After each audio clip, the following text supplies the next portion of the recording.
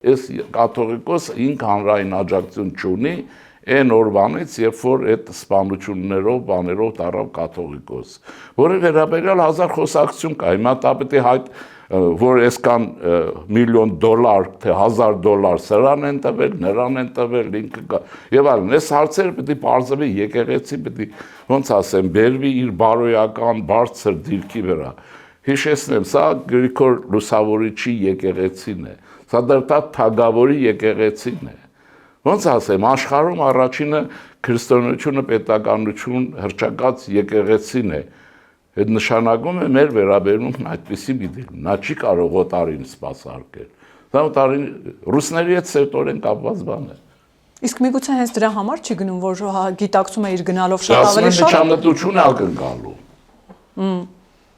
Այսինքն սպասում է ուղիղ միջամտություն։ Այո։ Իսկ բոլոր այն ուժերը անհավատ։ Բայց միջամտելու են թե չէ, վստահ իշխանություն որ չեն միջամտելու։ Եթե կարողանային, վաղուց միջամտել էին։ Չեն միջամտել, որտեղ Ռուսաստանը փրկության հարց ունի։ Այդ մի նայեք, որ Պուտինը կանգնել է այսպես խոսում է։ Խրվել են, դուրս չեն գա, քանի այդ ժամանակներն հարցեր պետք է լուծվի։